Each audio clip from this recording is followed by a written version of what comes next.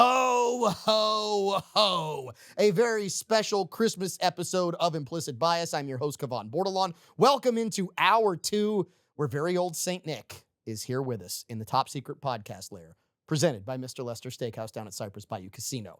Let me introduce you to the crew before we dive into, I guess, what is now our third or fourth weekly whiskey of the episode. But it's Christmas, so we're supposed to partake. At the bar, we have Louisiana's only certified master tobacconist. You're one of what? 16, right, Renee? 15. 16, because I identify. No, you I get to identify as whatever I want. You can't tell me I can't identify. You Yeah, you can't. can. You can't. No, you can't. DEI is gone. Yes. That was good, So that was Renee, one of 15 certified master tobacconists in the world, resides in Lafayette, Louisiana. It's a pleasure that we've got him here because if you're looking for Christmas stogies, it's a great place to be. Also at the bar, which may be the last thing we get a taste of on this week's episode. So stick around because all the way at the right, it's not the man that I'm mentioning. It's actually that beautiful crystal bottle that is Deep Blue, the Implicit Bias Infinity bottle. So let me give you the story behind that as we talk about Grant Galatas for just a second. That bottle from William S. Nacall Jewelers came about, and we decided to only put in it what we have rated as blues here on the show, which is the highest rating that we can give to any weekly whiskey. So it's only the really, really, really good stuff. We're not just putting anything in there. It's only the best of the best of the best, sir. And we still have no idea why we're here, which is much like Grant Galatas of William S. Nacall Jewelers. No idea why he's here, but he's having fun, right, Grant? You got to remember the microphone. Absolutely. Renee had the microphone again. K&B Kennebra is always on it. We appreciate that from you, Grant. And then, of course, the chair, much like mine, he's on his umpteenth weekly whiskey. Merry Christmas to you. This is 5. And then now that you open the other bottle, I'm looking at my drink and I'm like, I have jealousy. Well, and this is the really incredible part because what you are sampling, Caleb, is the grain to glass that is available at Mr. Lester Steakhouse in the month of December. What you were sampling as you put that down. That's undoubtedly a blue. But it's phenomenal. It's a blue. But you know as well as I do that what I'm about to pour for you, this very old St. Nick. You have to remind me that I can't touch the bottle. No, you can't. What I'm about to pour for you is that much better. It is so good. It is so good. So very old St. Nick. I believe the saying goes, it is so choice. If you have the means, I highly recommend acquiring one. Yeah. And I don't mean that because it's ridiculously expensive. It is somewhat hard to find in Louisiana. Somewhat hard to find? Well, in Louisiana, it's unobtainium. I'm not going to lie. Yeah. But if you're listening in any of the other locations, watching anywhere else in the U.S., catching us on YouTube, Facebook, X, Instagram, go to your local liquor store. I'm going to throw a shout out to some gentlemen who have been good to me over the last year and a half or so in a little bitty town called Libertyville, Illinois. I say little bitty. It's probably the size of Lafayette. It's outskirts of Chicago. A wonderful small town. Yeah, it is. It's a fantastic place. Golden Eagle Wine and Spirits. I actually walked in there one day and found product from Preservation Distillery, which puts out very old St. Nick, all over the shelf. And I bought everything they had and brought it back here because it's just that good. But the very old St. Nick, especially their cask strength stuff, which is what this is absolutely phenomenal and off the charts good. So if you're watching in that area, you might want to hit them up. Caleb? And look, I haven't had this one. I had the summer rye, and the summer rye, the sweetness you got off a rye, which is not normal, was phenomenal. I got like that spice, that leather, that tobacco that I love from those Opus cigars and everything else. And I was hooked. I mean, it's Masterson's is still my kryptonite. But when I see this, like the bottle's empty. Wait till you have this because this will be absolute kryptonite for you. So Grant, you actually have this in your glass. So while Grant's talking about this, because I'm curious to what you think, Caleb, pass me your glass. I'll pour some for you. Please, Daddy. We were trying to figure out what proof it was initially, and it was just so smooth. it just kind of disappeared. So would you say 108, 109? 109 and change. 109. I have to the hint of taste that I got at 123 or better. This would be cotton candy Oh yeah, it would definitely give the cotton candy because I effect got if it I was a got little that bit higher little proof. tinge because it was just such a nice taste where it almost evaporated and the proof didn't hit you even at 109. So, Renee, I'm curious as to what you think. It's very, very smooth. It doesn't drink like I would put it more at a 95 because it doesn't taste like a 109. But I got a question for you. How did you fly back with 3 cases of whiskey? Well, first of all, it TSA wasn't lets you do that? it wasn't 3 cases. They had 3 bottles on the shelf. Oh, And that's what I was able to pull on that trip. And then went back, and because people didn't know what was on the shelves, there was still some there.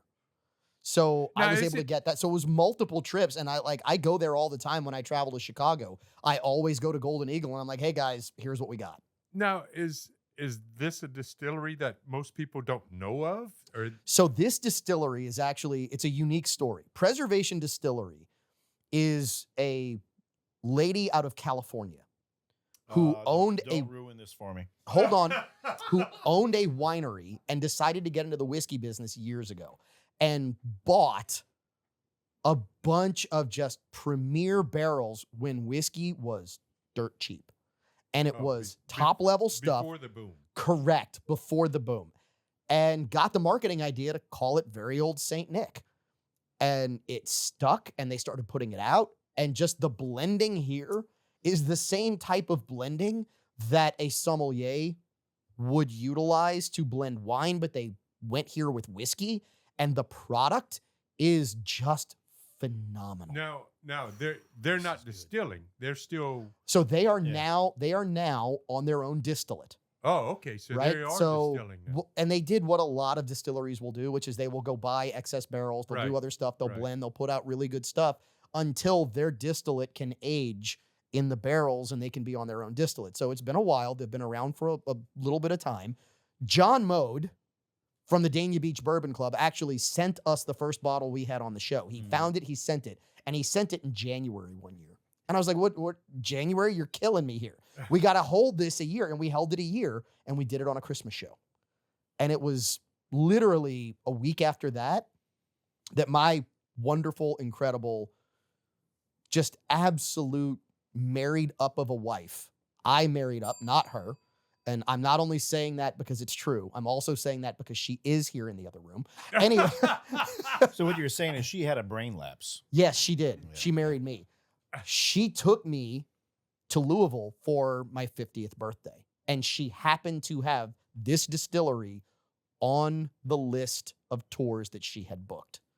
And Horrible. every time I will go to Louisville, I will go to this distillery and I will come back with bottles of this because it is that good. it is a great whiskey. If you are wondering how good it is, George T, Pappy, Thomas Handy, you name those, I put this there all day, every day, and twice on And I- Sundays. It's so good that Kavan won't let us touch the bottle because we're not allowed to pour anymore I because Grant wants Mrs. some more. Implicit Bias won't let him. get heavy. Like, you ever had like local honey that was clover? Yes. I get that clover type honey, so it's got that just spicy sweet to it that melts down in your mouth, and man, it's It's just so smooth. easy It's drinking. just it doesn't taste like This- there's any alcohol to it. It's so smooth. I don't get any burn at all. It's excellent. Excellent. You know what? This isn't your wedding night. That's not what this is, right? Because this is not the wedding night. This is like your first year anniversary night. Yes. That's what this is. This is like, you know what? We figured things out. We know what we're doing. And this is the rest of our marriage. I was about to That's say what this is. the words that come to mind when I think of this. This is luscious. This That's is a good word. This is curvy. It is supple. It is just These are all so choice. adjectives I use for my wife. So yeah, A lot of Uh, and a lot of caramel. not much, not much. No. I get caramel. No, hints. It's hints of it, but like I get heavy honey, and it's that clover honey, that natural honey, unfiltered, raw, and that's just meant to be enjoyed. without the touch of other people, without the chemical like alteration. This is natural flavor. And that's another thing that we have to call out. You'll sometimes eat food and you're like, man, this food it tastes clean. It tastes pure. This tastes pure. It is clean at a level like very few whiskeys. Grant? I'm glad you brought up Chef Willie. Yeah. Yeah. Yeah. No, yeah. So at 120 proof, this is basically X-rated. Oh, Yeah, my God. yeah. This is- Yeah, But this is really good. I notice how much you like it at 109 and change. Because It's Absolutely. dangerous. Like this bottle, 3 inches closer to me, would be gone. Like But- this is just superb. But do you see that cotton candy oh yeah. taste yeah. developing at a much higher proof? Yeah. I see it now. This is dangerous at a much higher proof. Yeah. Yeah, Yeah. this at this proof where it is, I don't want to say it's perfect because Grant, I think to Ooh. your point, if you got just a little more of that tingle on the palate, this is a long finish. Yeah. There is no burn. When you say this takes smooth whiskey to the next level, this is the smooth of the smooth, right? This is Rich when he is just on his A game. And for those who know who Rich is actually the guy who helps Tug, and we love Rich. Matthew is awesome. You can tell that Rich is smooth, but this is like Rich to the 5th degree. Wait, and Rich, Toward the fifth power. I think he might be smoother than Sam because I haven't seen him bring a married woman in here yet. Rest in peace, you said Sam. Anyway, Yeah, but he's not smooth. He's smooth yeah. with a V. Just like everybody is smooth. Yeah, this is true. This is true. But so if you get a chance, and look, they're not cheap bottles. I would love to tell you that they are, but this is one of those bottles that Spoil yourself. yes. And it's not something you're gonna drink every day. well, No. This is a very special occasion whiskey. And it's not like you go out and you look at the Pappy bottles and you look at some of the secondary market for like birthday bourbon and all that, right? Right. We're not there. But if you see this, So snag it up and enjoy it. here's what I will say. Yes, you're not going to see this at those secondary $400, $500, $600 price tags, but I guarantee you it drinks as well, if not better than most of them, at about $2 a bottle. And this is one of those where you go, okay, so the liquid in the bottle doesn't always live up to the price tag. This does.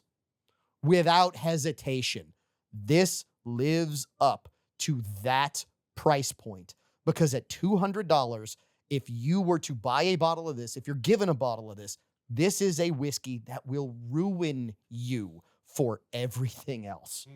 It just will. And how appropriate it's Christmas. Well, it is very old Saint Nick, and that's why I teased in the monologue.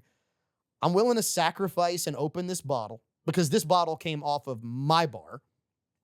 This was not one that was provided to the show for sampling. And- This was not that scenario. And look, I love you.